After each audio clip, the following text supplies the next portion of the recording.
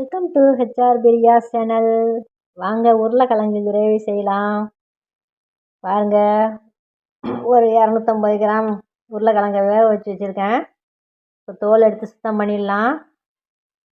தோல் நீக்கி சுத்தம் பண்ணியாச்சுங்க.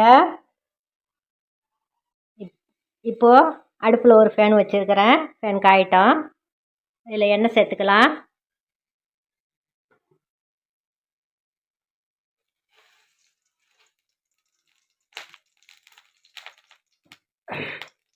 அதுக்கு தேவையான வெங்காயம், தக்காளி, 2 பச்சை மிளகா, புதினா மல்லி, கருவேப்பிலை வச்சுருக்கிறேன். இப்போது வெங்காயத்தை அதில் சேர்த்துடலாம்.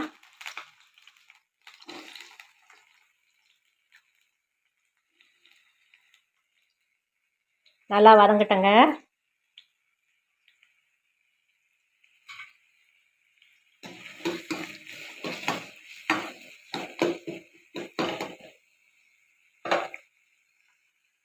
இப்போது இதில் கொஞ்சமாக இஞ்சி பூண்டு சேர்த்துடலாம். கொஞ்சமாக சேர்த்தா போதும். இதுவும் நல்லா வதங்கட்டும். பச்சை வாசனை போகிற வரைக்கும் நல்லா வதங்கட்டும். இது கூடவே தக்காளி சேர்த்துடலாம்.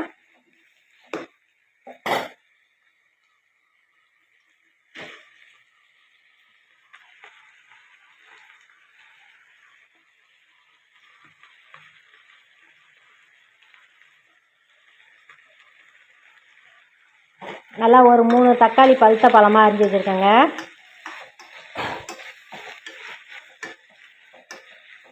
வெங்காயம் ஒரு 100-150 கிராம் இருக்கும். இஞ்சி பூண்டு, தக்காளி நல்லா வதங்கட்டும். அது கூட கொஞ்சம் மசாலா ஜாமான்லாம் சேர்த்துடலாங்க. தேவையான அளவு மிளகா பொடி சேர்த்துக்கலாம். காரம் பத்தலாம் போட்டுக்கலாங்க. கொஞ்சமாக சேருங்க. அப்புறம் தூக்கலாக இருந்தாக்கா சரியாக இருக்காது. சுத்தமாக இருந்தால் தான் நல்லாயிருக்கும். இதில் மஞ்சள் தூள், ஜீரகத்தூள், சோம்பு தட்டி வச்சுருக்கேன்.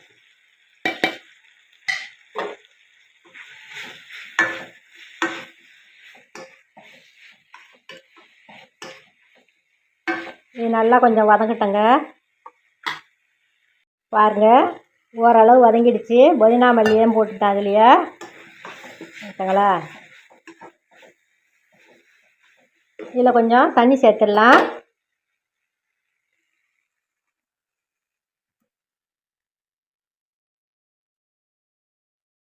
கொஞ்சம் நல்லா மூடி போட்டு இதை கொஞ்சம் வேக வச்சிடலாங்க.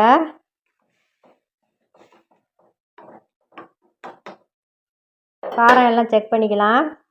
இதை அப்படியே ஒரு தட்டு போட்டு ஒரு கொதி வரட்டங்க. இப்போது ஓரளவுக்கு நல்லா கொதித்து வந்துருச்சுங்க. இதில் கொஞ்சோண்டு கரம் மசாலா போட்டுக்கிறேன் வாசனைக்காக. கொஞ்சமாக போட்டுக்கிறேன். அது பட்டை, கிராம்பு, ஏலக்காய் போட்டு ஒரு துளி தான் போடணும். அதில் உருளைக்கிழங்கு சேர்த்துடலாம். ரொம்ப போட்டால் வாசனை அதிகமாகிடும்.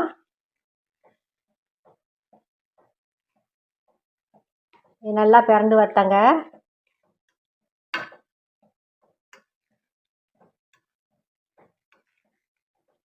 இது இன்னும் ஒரு கொதிக்கிட்டங்க. மணக்க உருளைக்கிழங்கு கிரேவி ரெடிங்க. உண்மையிலே சூப்பராக இருக்குங்க. நீங்கள் இதை மாதிரி ஒரு தடவை செஞ்சு பாருங்கள். நல்லா அட்டகாசமாக இருக்குது. பூரிக்கு, சப்பாத்திக்கு எதுக்கு வேணாலும் தொட்டுக்கலாம். பாருங்கள்.